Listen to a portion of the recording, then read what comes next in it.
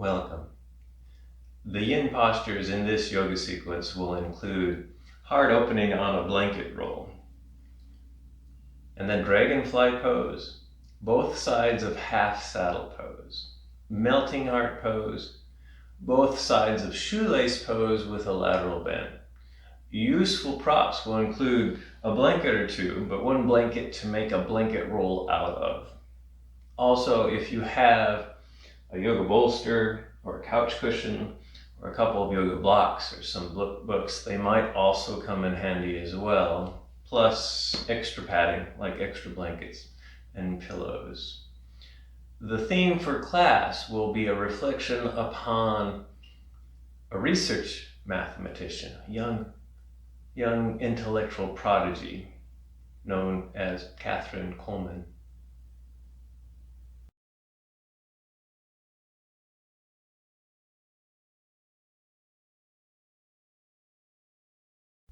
The arrival and grounding portion of the practice will be a yin posture. I don't have a specific name for this. I just call it heart opening on a blanket roll. So the first thing that you need to do is to make a blanket roll if you don't have one.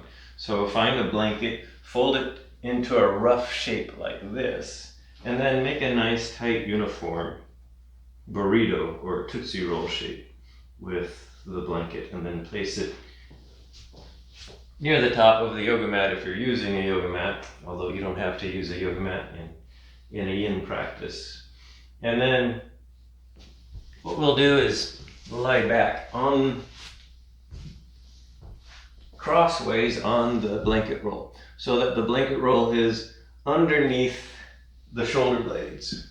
So notice that it's slightly below my armpits and it's underneath my upper back. So the idea to this posture is to reverse the shear pressure on the spine, on the upper spine here. And so for a lot of us, this might be pretty uncomfortable. If this is really uncomfortable for you, you can unroll the blanket a little bit so that it's less of a blanket here. And then take kind of a Shavasana attitude. So arms and legs are just spread out and relaxed. They flop open here. Maybe this is too much for the head and the neck. If that's the case, by all means, take another blanket or a pillow, put it underneath the head and neck. The idea is to create the pressure here. This is technically a heart opener. That's why I call it heart opening here. And we just start your practice by kind of letting go anything that's happened during the day, letting go what you're anticipating for the rest of the day, and give yourself permission to be here now. Soften through your arms and your legs, soften your head and your face. And give yourself permission to notice that you have this prop that the back of your torso, the back of your rib cage is sinking into. And maybe notice how your breath responds to that. So as you inhale, you might notice that there's an increase, the back of your torso kind of presses into the prop, or the prop presses into you, the blanket roll here. And then as you exhale, you can slowly notice how everything in your torso kind of relaxes and oozes around the blanket roll. And just stay here, take long, full breaths in to feel, and just kind of feel your back body. So again, if this is sort of uncomfortable, you're actually trying to notice this discomfort. And then exhale and release here. And just continue to notice your breathing. Now, if you're someone who doesn't feel anything with just the blanket roll underneath your spine, you can create more intensity if you want to by using a yoga block here. So in place of the blanket, maybe a couple yoga blocks. One block for underneath. So I have this block on the medium setting. Place it underneath your armpits or your shoulder blades, just like we did with the blanket roll. And then the next block is just for a brace for your head and your neck here. This might create a little bit more pressure. For some of us, maybe this is too much, and the blanket roll is much nicer. If this creates more pressure that you like and want here, then maybe use the block. Otherwise, stick with the blanket roll. Again, this is a yin posture that we're using to just kind of start the practice with. Which means we'll stay here for a couple more minutes. The idea behind yin, again, is to relax the muscles. Let the traction, the stress, the very light stress of the posture sink into the connective tissue system. So we're trying to soften, trying to release the tension in the muscles here. And sometimes that takes some conscious awareness here. We can also do this mentally by letting go of the yang egoic self here. And so the idea is, as we just sit here and soften and breathe, is maybe contact and touch base with your true self, your whole being. And your true self is more than your egoic collections of labels that you give yourself here. So you're trying to get in touch with the aspects of you that don't have a label, or maybe aspects of you that you leave unmanifested because maybe they don't fit into our external environment, our cultural environment here. And yet they are true parts of you. And they are parts of your true self, your real self, the self with the big S, the whole all-encompassing self here. In other words, for a moment, give yourself permission to accept your whole self just the way it is. We have a tendency to not do this, either for cultural reasons or for personal reasons to fit in our social culture. Yoga is a chance to drop the customs. Yoga is a chance to drop the self-discrimination. And it has a very deep healing effect if we can do that, if we can manage to tap into who we really are. And that includes our natural skills and talents, sometimes of which we go unacknowledged, and sometimes it's also acknowledging other things that we think of as weaknesses, but I'm getting to the point in my life where I realize nothing is really a weakness, it's just a different kind of strength here. So things to do, these are things to think about, and they help to soften the brain. And when you soften your brain, your body often follows suit here. So maybe just 3 or 4 more breaths here.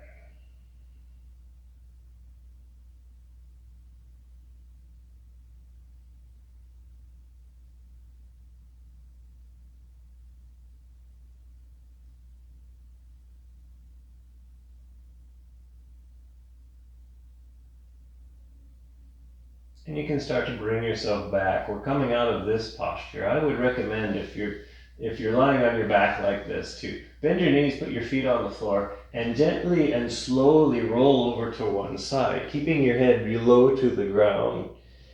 And then at some point you can go ahead and engage your neck and reach and bring your head and your neck up to come to a comfortable seat. A few warm-up exercises before we go back into the yin exercise. So often a heart opener like that on a prop can leave your upper back a little bit achy. So I'm going to suggest a nice seated twist. So you can sit cross-legged or with legs out in front, or hips back on your heels. Go up tall through your torso, so now kind of wake up the muscles in your torso and your core to bring your spine to a nice neutral position. And then very gently twist your torso over to the right side. Maybe on an inhale, grow your spine again so that it feels long. And then exhale, see if you can find a few more millimeters in this twist here. And then stay for 1 or 2 breaths to actually feel the stopping points. in your torso. Maybe you feel them along your spine, maybe you feel them on the outside of your torso somewhere. And then bring yourself back to center. And then other side, so gently twist in the opposite direction, this time to the left.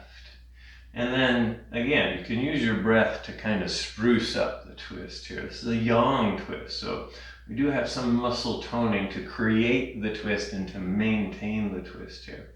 You can notice that effort, and then notice where you stop. Where are the stopping points? One more breath here.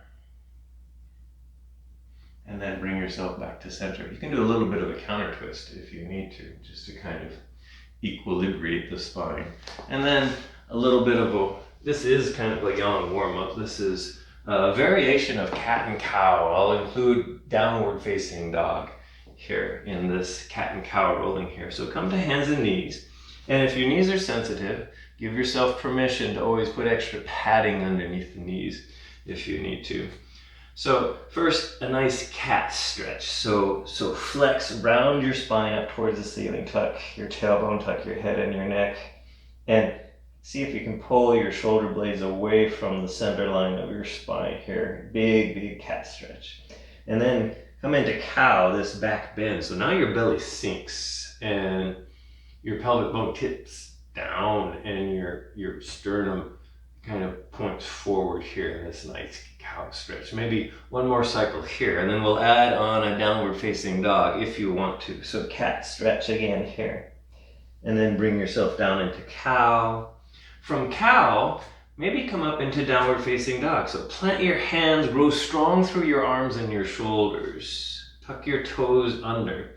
And then lift your hips up towards the ceiling and back. So press your upper body back, feet and hands rooting into the floor. And spine is trying to stay neutral, which means it feels long in both the front and back of the spine. If that means your knees need to be bent here, then that's fine. And then go ahead and bring your knees back down to the ground, untuck your toes, come back into a cat stretch. So round your spine up, come into a cow stretch, round your spine down into a back bend, and then tuck your feet under. We're coming back up into downward facing dog again. And you can skip downward facing dog if you want to, and just do a few cats and cows. This is just to kind of get the muscles engaged and the blood flowing here. So a couple more rounds of this. So a nice cat, rounded cat stretch. Come into a nice cow stretch, and then press yourself back up. Downward facing dog, and then knees come down, cat again, and then cow, and then downward facing dog. Maybe stay here, maybe linger in downward facing dog. Yeah, we always want to linger in a posture we don't really like sometimes. And then go ahead and gently put your knees back down onto the ground. And that's enough of a warm-up. We'll get into the next yin posture. So the next yin posture is Dragonfly Pose. So wide-legged pose usually comes with a forward fold, which we'll do near the end. But we'll include some bush work. So come to seated with legs out in front. If you notice I'm sitting up on a block. I'm doing that because I have a lot of natural tightness in the backs of my legs. So you can sit up on a blanket or bolster, some books, or maybe you don't need any of those. Bring your legs out wide into direct. So this is, in yin, this is called dragonfly here.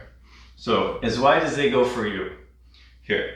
Your knees can be bent if they need to be. They're just as extended so that they're not painful here. Maybe in order for the back of the knee to not be in pain, you can put a prop underneath. Luckily, I have this convenient blanket roll here, so I can put that underneath an achy knee if I need to here. Or if this is just not possible at all, then because of achiness in the knees, you can always come to butterfly. So instead of dragonfly, bend your knees, put your feet together, and create butterfly legs. So this is a good alternative if dragonfly, for whatever reason, it's just not something appropriate for your body here. Otherwise, if you're in Dragonfly, we'll start out with a little bit of wrist work. So you can do yin with any part of the body. And so we'll do a little bit of yin here for the wrists while we're soaking in a yin posture in our hips and in our legs. So extend your arms forward, shoulder width apart in front of you, and then face your palms up towards the ceiling. Flex your fingers so that your hands so that your fingers point down towards the ground. And then bring your straight arms down and place your palms on the ground in front of you so that your fingers point back towards your hips. And then begin to put weight on your arms so that until you feel some sensation in your forearms, down in your wrists, and in your palms here. And then we'll hold this for about a minute here. If where you're at is too intense, sometimes moving your hands closer to your hips decreases the intensity. If you want more intensity, move your hands away from your hips. And you can always control how much torso weight that you place on your arms. So you're trying to find that Goldilocks position where it's not too little or not too much. You're not looking for injurious pain, but you are looking to feel some pressure here. And that's telling you that you have placed a light traction on the connective tissue system. Again, breathe into the lower arms and wrists and see if you can soften the muscle toning there so that you know that the pressure you're feeling is coming from the shape and the gravity of the posture. A lot of us have sensitive wrists, so this can be actually an intense exercise here. So just one more breath here. Now, before we come out, just lift your torso up. Leave your fingers on the floor, but lift your palms and your wrists up. And then turn your hands around and lay your hands back down so that the back sides of your hands are on the floor. So same procedure. Fingers are still pointing in towards the hips, and then you maybe adjust where they are so that you get just enough pressure. For some of us, this might be a more intense practice, and we'll stay here we stayed for about a minute. We'll stay for about a minute here again.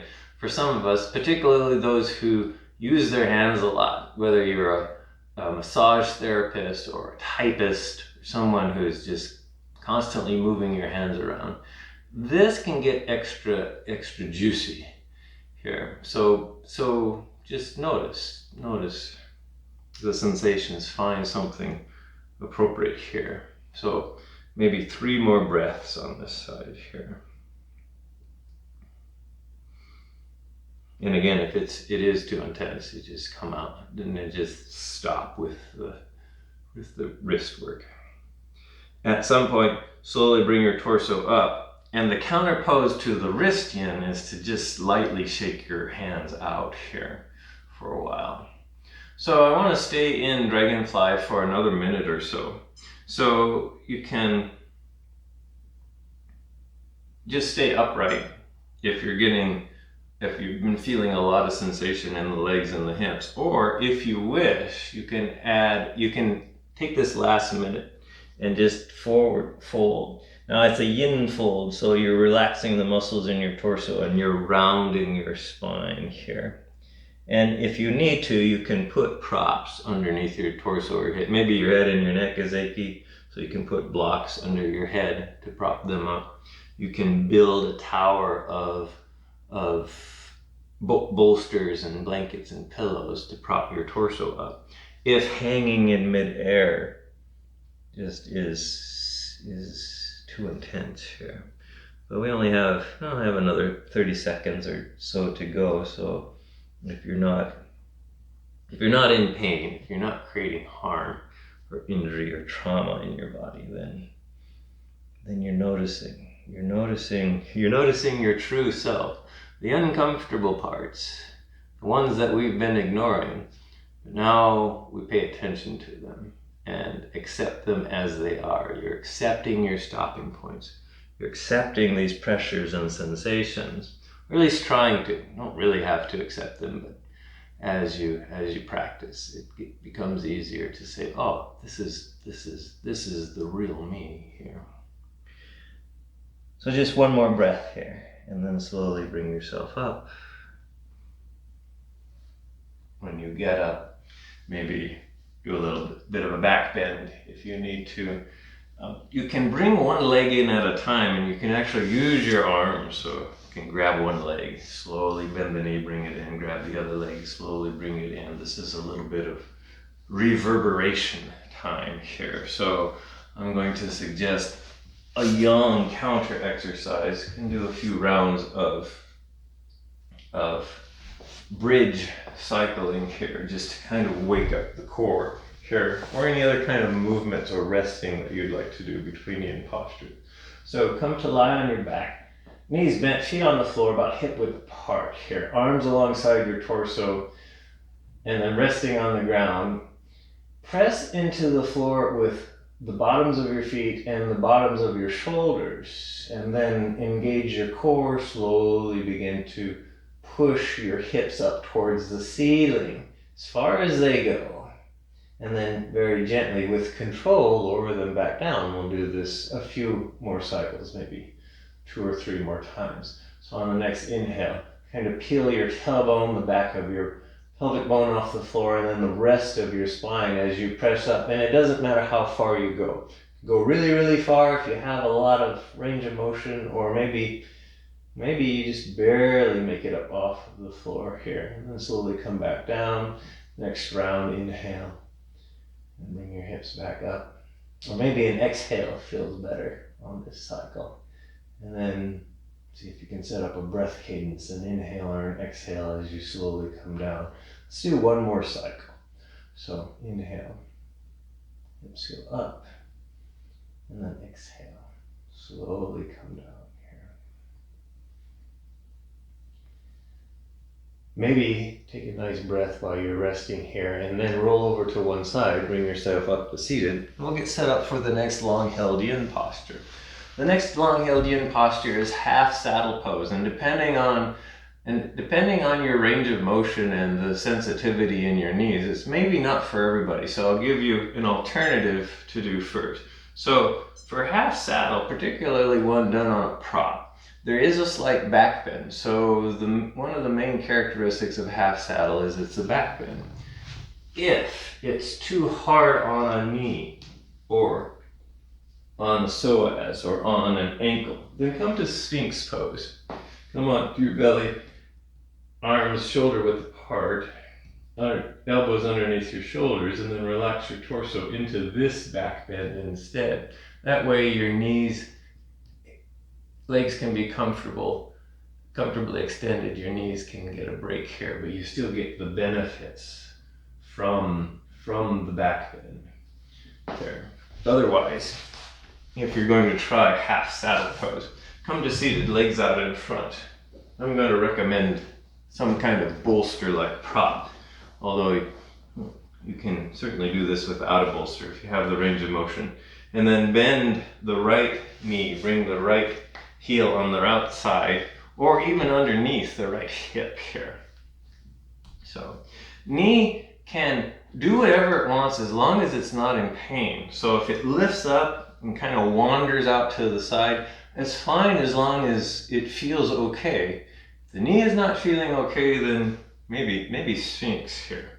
So the first stage of half saddle is just seeing if one can stay upright like this. Oh, by the way, you can also lift your hips up. Maybe put a prop underneath your hips if that helps either pressure in the knee or pressure in the ankle here. Otherwise, the next step to half saddle is to lower yourself back slowly so that you can notice the pressures that are building and stop it when they get to be enough, whatever enough is for you. And maybe you can make it all the way back onto a prop here, onto a bolster, or maybe even onto the floor. And then here's where we'll stay. So give yourself a moment to check into your sensations. And then check in with your breath, and maybe let your breath help you soften in those places that feel pretty uncomfortable or pretty desperate here. We'll stay here for a few minutes, but remember, you can come out whenever you've had enough, and that might be before I come out. You can also stay longer, just ignore the video and stay longer. You always have these modifications to adjust the practice to your own unique being. Speaking of interesting and unique beings, I thought I would take the time to talk about a very inspirational figure from the past. About 100 years ago, there was this very young, talented human who was born in West Virginia of the United States. And this particular person was born with a very natural gift of being very intelligent, particularly when it came to mathematics. In fact, she was so brilliant. She was a prodigy. Born in 1918, her name was Katherine Coleman, and she was born into a family of her mother was a teacher, and her father was a lumberman and a farmer and a handyman. And in 1918, their community didn't have a lot of opportunity for an education, but Katherine Coleman's parents recognized that she was a really, really smart kid. And because they felt that an education was very important, and this probably has to do with the fact that her mother was a teacher, they decided that she should get an education because of her mental abilities here. So we have about 5-6 more breaths here on this side of saddle. Again, if you need to come out, go ahead and come out. If you're not in pain, but just really uncomfortable, this is where you have to decide whether you wanted to stay a little longer or err on the side of safety and come out and work out the kinks here. So Katherine Coleman, she went to school through 8th grade. And then after 8th grade, getting an education was a little bit difficult. They didn't have a local high school where she grew up because of the conditions of the culture that she was born into. So her parents had to find a high school that would take her, and they eventually did. They found there was a college known as the West Virginia State College, which also had a high school, and so they took her to the high school. And because she was so intelligent, she finished high school at the age of 14, and then it was time for her to go on to college here. It's maybe time for us to move on to the next yin posture. So if you're in half saddle, the best way to get out of half saddle is to slowly roll away from the bent leg until you can actually release the bent leg. And the counter pose here activity is to just notice this kind of the stiffness that built up into that leg. And you can do that by just working the joints in that leg. So I call this the systems check. I check out how the joints are working. I check out the knee joint, I check out the ankle joint, and I check out the hip joint to make sure they're still in working order. And then, if you're ready, bring yourself up. That leg now can be extended. Now it's the other leg for half saddle, or it's another round of Sphinx pose here.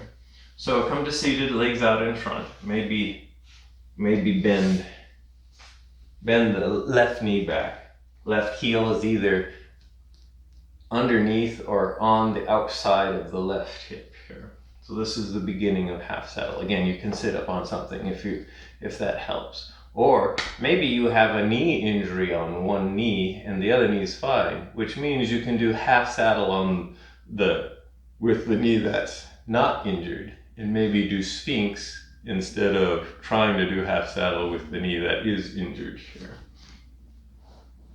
You can stay upright for this posture, or you can lower yourself back. By the way, you can put as much padding as you want to underneath this ankle or this knee or even this other knee here. Bring yourself back.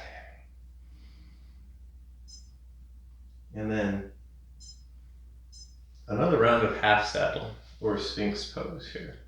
By the way, if you're really flexible and half saddled doesn't feel like much even without any props, you can actually do full saddle.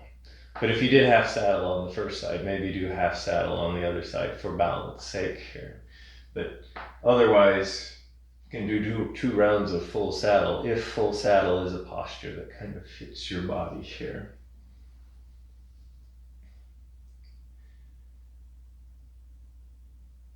So it turns out that Katherine Coleman was lucky. She actually did find a college that she could go to in a place and a time where people like her were often very discouraged from getting an education, from going into mathematics. In fact, when I was a kid, I can remember where I grew up, it was often, I remember a lot of people echoed the sentiment that women were not very good in mathematics and shouldn't do mathematics. And this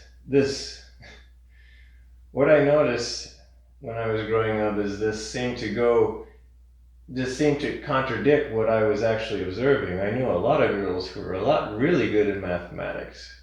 And so I never understood where that sentiment came from.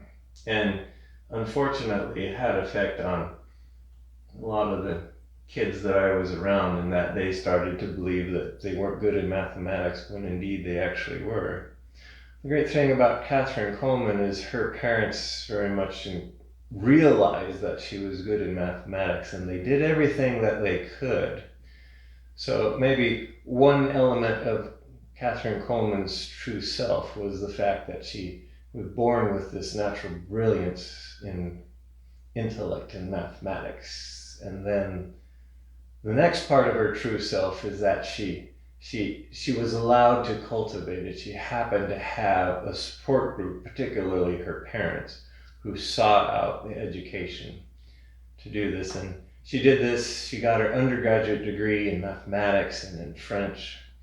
And in college, she was lucky enough to get some mathematics professors that saw how brilliant she was. And so they, like her parents, really helped her to really blossom.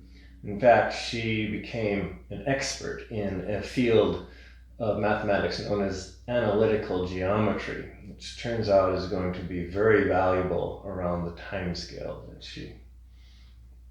that she lived here. And the time that she was graduating from college was when the United States was starting to think about a space program, maybe launching a human into orbit, into satellites into orbit. So she finished college when she was 18, and this was in the 1930s. And after that, there wasn't really a lot of opportunity for her to go any further. So she did what most people can do, is she became a teacher for a few years. We're kind of done with this side of half saddle. So when you're ready, very gently roll yourself over to the other side. Release side opposite of the bent leg, and then you can release that bent left leg and do a systems check here.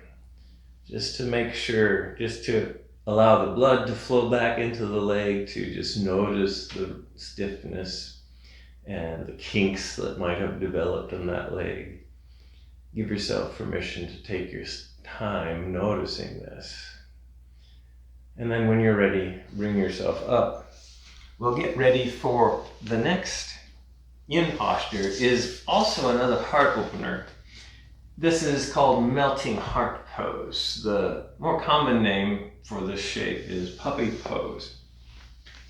So I'll show you the basic posture. So the basic posture starts on hands and knees. So again, put extra padding underneath your knees if you have sensitive knees. And then from this hands and knees position, start walking your extended hands and arms forward to lower and sink your sternum towards the floor here. So the idea is to create pressure in the upper torso. So you might feel this in the upper back, in the shoulders, and running down the arms here. And then find a place that feels this is a traditional posture without any props here. If this is too intense, particularly on the shoulders, then a good substitute for this posture is the heart opening on the blanket roll. So if you still have the blanket roll, that's a good alternative. So you can just lie back on the blanket roll like we did at the beginning of the practice. Otherwise you can stay here. But another modification for this posture is if you want a little bit more intensity in the shoulders, and if you want to create a space for your head and your neck, and you have a couple of yoga blocks, you can place the yoga blocks such that your elbows end up on the yoga blocks and you have a space for your head and your neck here. Again, hips, legs, knees all should feel comfortable and stable, and you're relaxing your torso so that your spine sags down due to gravity. And then you're setting up a compression in your upper torso, in your shoulders, in your arms. You can even do this little prayer maneuver where you put your hands together, bend your elbows, bring them back here. So this is another alternative type posture. And then we'll stay here. We'll stay here for a couple more minutes or so.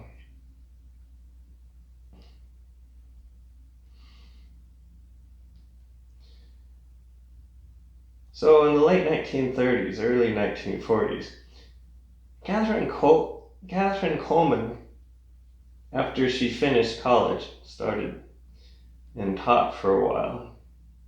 She got married to a man whose last name was Goebel.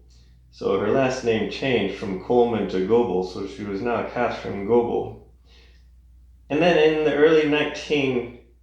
late 1940s, early 1950s, she heard that in Virginia, the precursor to what would turn into NASA, to the National Aeronautic and Space Administration, were hiring what are known as computers. So I need to digress here and talk about what a computer is. The word computer listed along for these electronic gadgets that are so common nowadays. In fact, our lives are so surrounded by computers that we almost don't even use the word anymore, because it refers to all these. Your cell phone is actually a computer. But before there were electronic versions of this, the word computer was widely used to describe humans that did hand calculations. Before electronics did it, humans had to do it, and humans were called computers. Human computers have been around for a long time, and they were needed. They were needed to do all kinds of aviation calculations, and they needed huge pools of these human people that were very, very fluent and good in math. And often the computers came from pools of people that could be paid. We needed a lot of them, and they didn't have a lot of money to pay them high wages. So they often picked people that they could pay fairly low wages, and that included women and minorities. So these computer groups often were unsung heroes. But they did a lot of the critical work and the critical calculations in the early days before electronic computers came up on the scenes here. So, a couple more breaths here.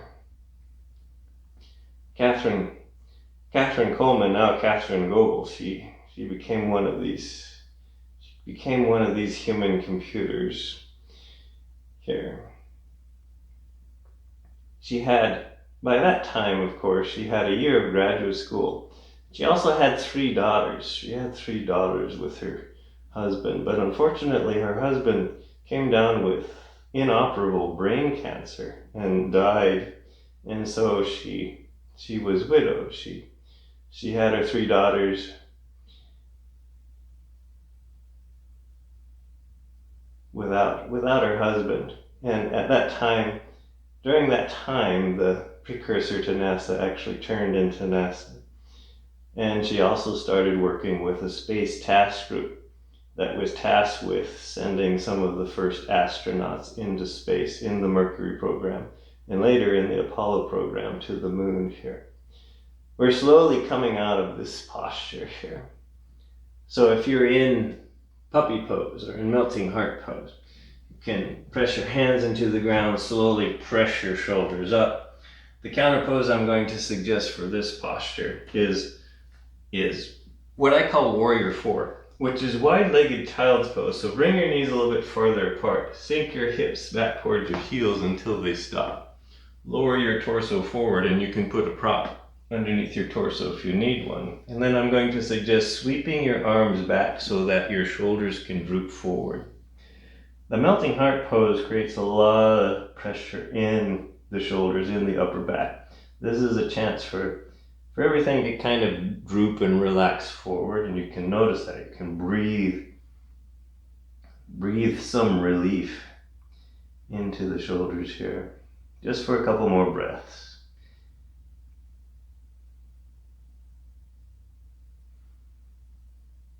And then slowly bring yourself up. And then from here, we'll make our way into the next yin posture. The next yin posture is shoelace pose with a lateral bend. Now you can choose to do or not do the lateral bend, depending on what you would like to do. So you'll go ahead and sit with legs out in front. You can sit up on padding if you want to, or not. Here, I find that a minimal amount of padding works for me, but maybe you would like to sit up higher, or maybe you'd like to be on the floor here. So for shoelace, bend the left knee, raise the left leg, stack the left knee on top of the right knee so that the left foot is on the outside of the right hip. So this is half shoelace. Maybe lean back and bend the bottom right knee. Bring the right heel on the outside of the left hip. And then this is meant to be a gentle hip opener. So if your knees are feeling a little bit uncomfortable, place a prop underneath the knee that's feeling uncomfortable. So if it's the bottom knee, put it underneath the bottom knee. If it's the top knee, put it underneath that top leg to just create a little bit of space here. So this is shoelace, and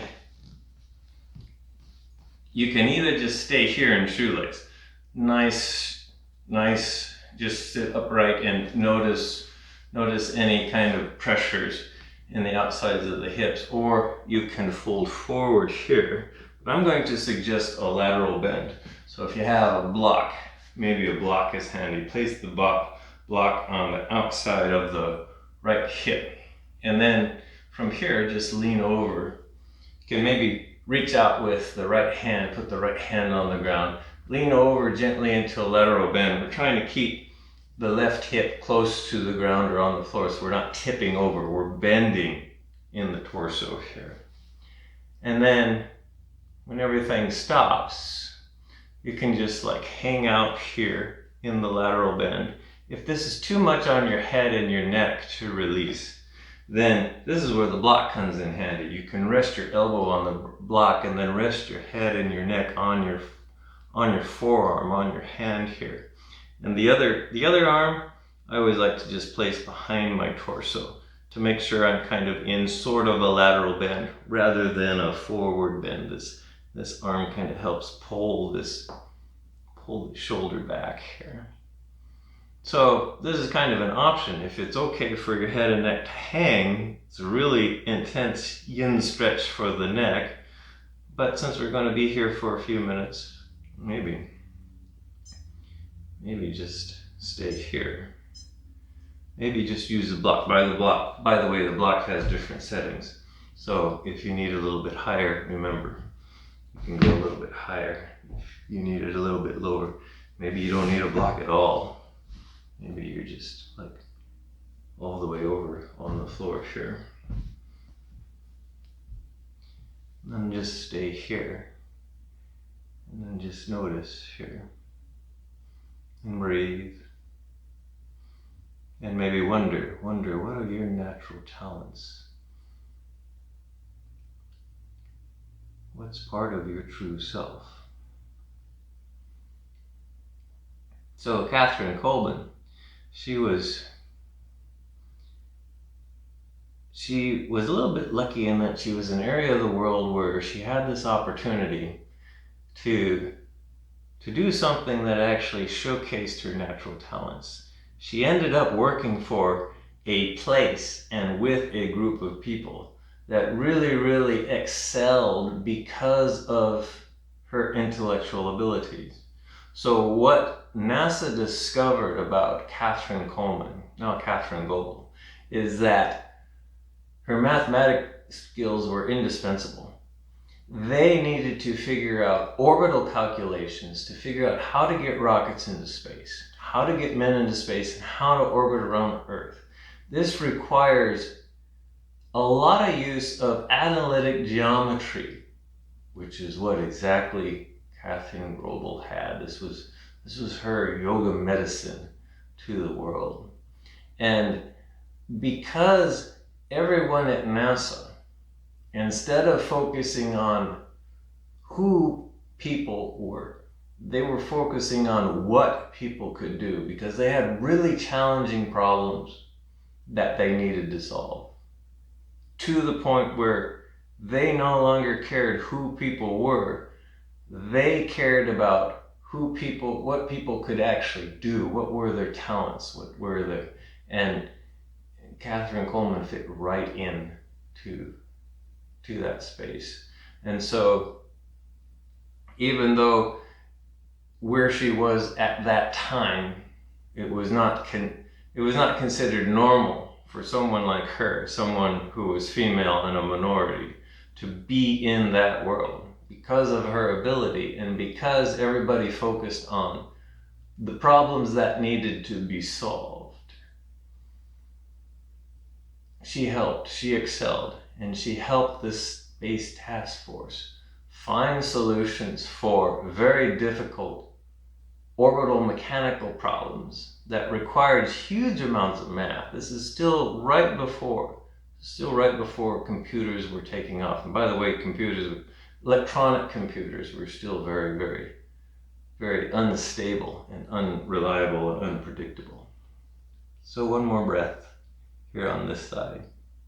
If you're in the lateral bend, maybe reach down with your right arm, use the right arm and the right hand on the floor to push yourself slowly back up. And then you can slowly reach back.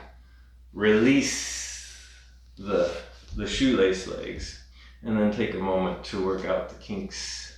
Here I like windshield wipers after a hip opener like that. So maybe knees bent, feet on the floor, feet fairly wide apart, and then very gently nod both the knees over to one side, and then over to the other side, back and forth a few times, and then finally come back to seated, legs out in front. So the other side of half shoelace here. Bend the right knee, the other knee.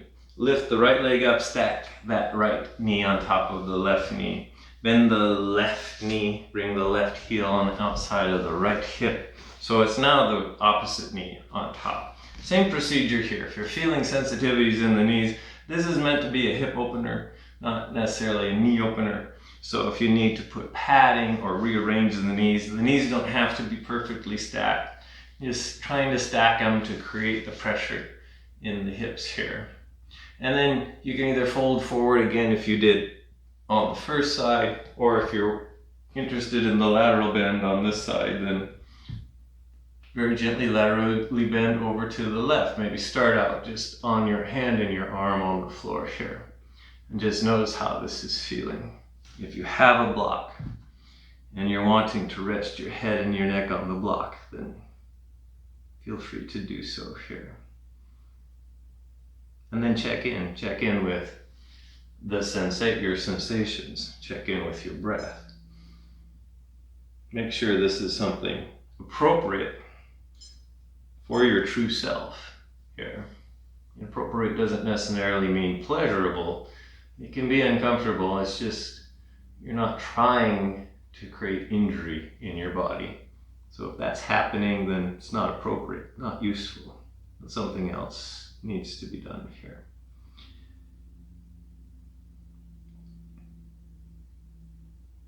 What Katherine Coleman was doing in NASA was very appropriate for her. She often would double check calculations that electronic computers made and often got wrong, but she wouldn't get it wrong. She always got it right.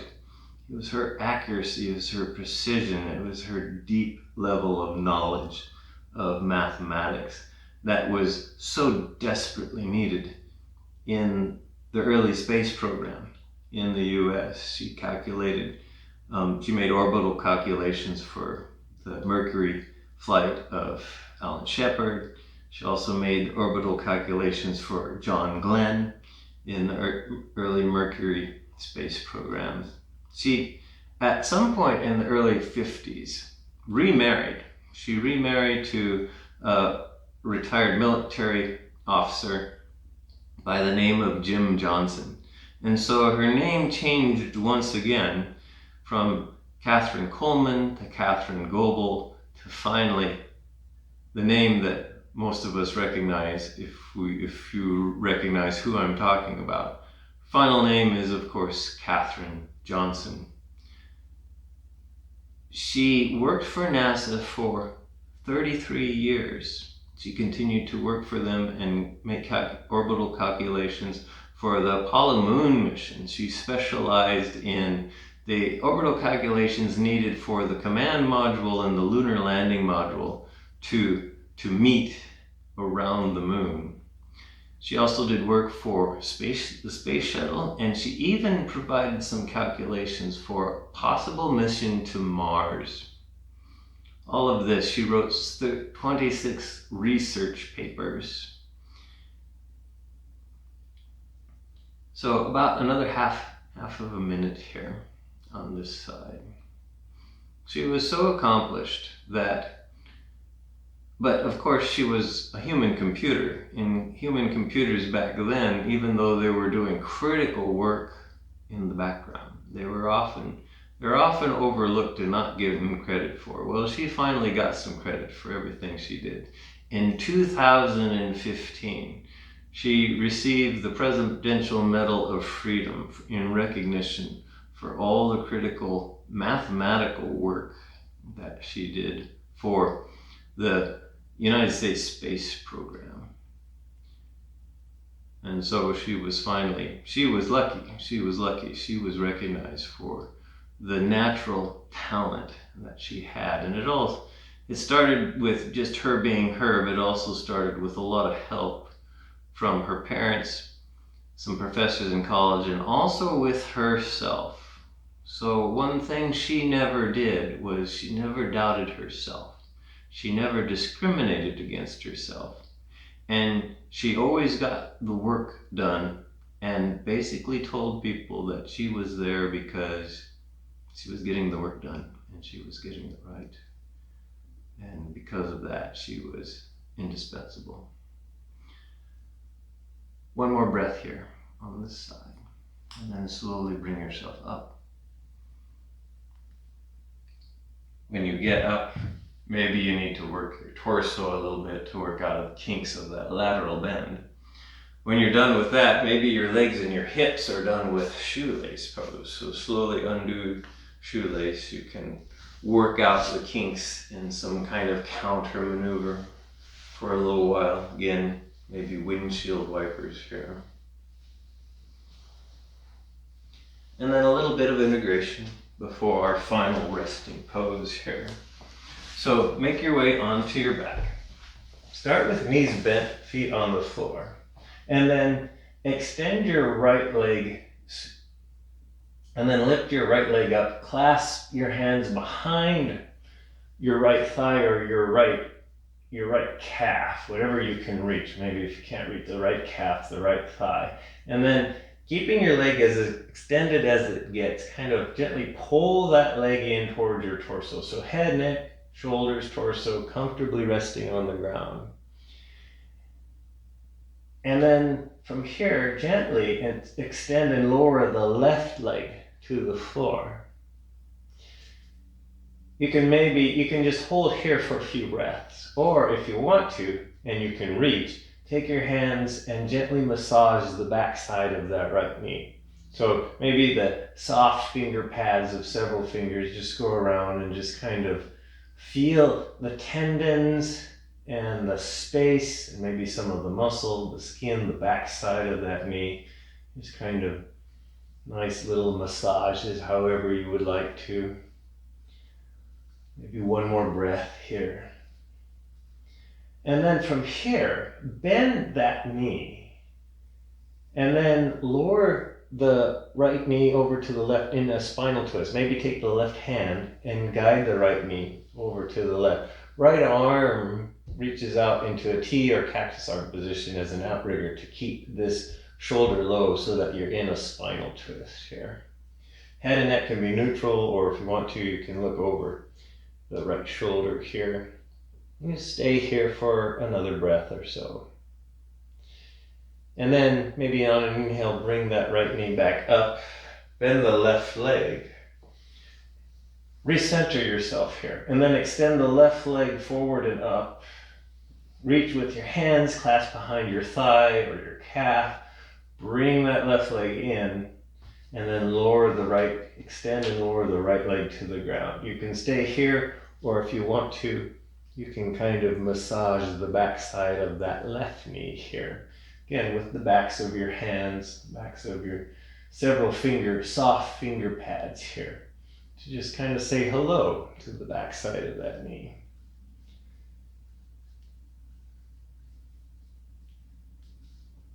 And then very softly, bend the left knee. Guide the left knee over to the right side to create a spinal twist. So you're rotating your hips here. Left arm comes out. So keep the left shoulder low here. And then when you find your twist, find that stopping point in your twist. 1 or 2 breaths here.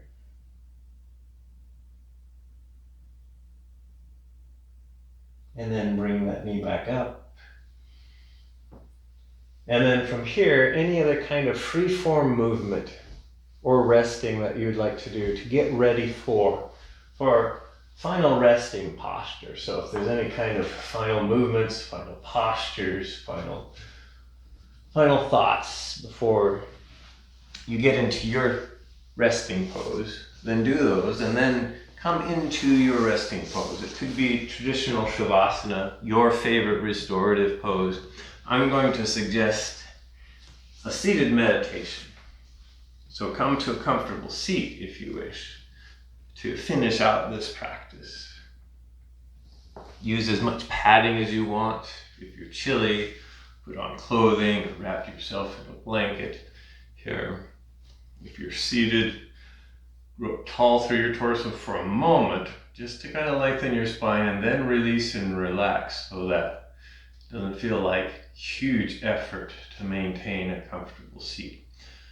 Whatever you're doing, begin this task, this focus of softening.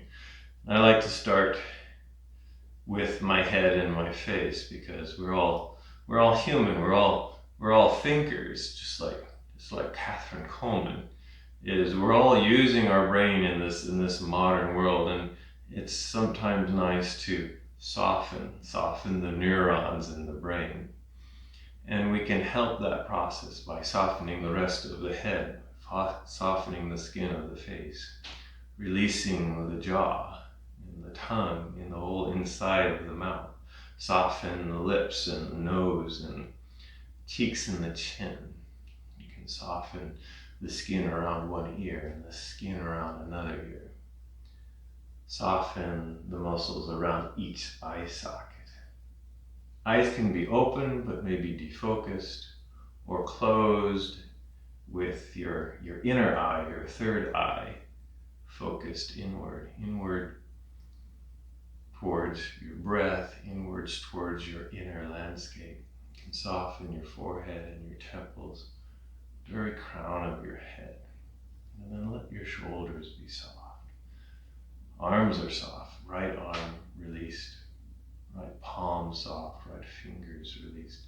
Left arm released, left palm released, left fingers released. Soften down through your rib cage, through your abdomen. Allow your hips to be heavy and release. Allow your thighs and knees to soften. Release through your shins, ankles, heels, bottoms and tops of your feet. Soften through the tips of your toes. And then bring your focus back to your torso, your rib cage, your abdomen. Notice that gentle cycle of your diaphragm as you inhale and as you exhale. For some of you, you might actually be able to tune into your heartbeat, your circulation. You can notice that here. Maybe tune into the elements of your true self. What are your hidden treasures? What are your talents? What do you want to cultivate that maybe is still hidden within you? Maybe there's a hidden mathematician, or a hidden dancer, or maybe just a hidden stargazer. The idea is to just notice those aspects.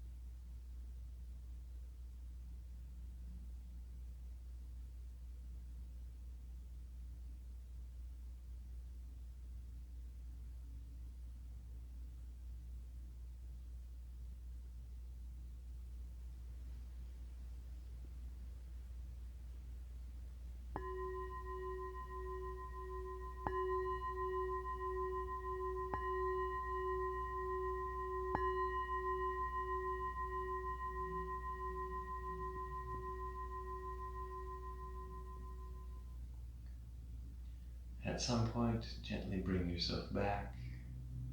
You can make little motions by moving fingers and moving toes. Maybe you start to make some motions into arms and into legs. If you were lying down in more Shavasana position, you can slowly bend your knees, roll over onto one side, and stay there for a moment to just reflect upon your practice and cultivate deep gratitude for your efforts, a deep gratitude for you, your unique and wonderful manifestation in this universe. The universe is ecstatically joyful that you are here.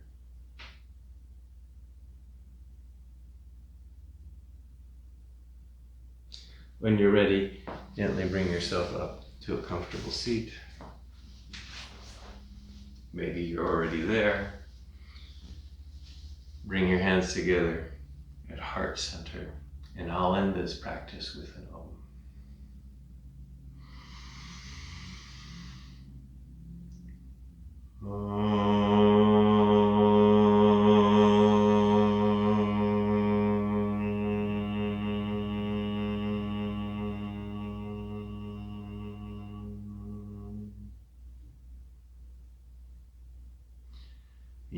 pride in me honors.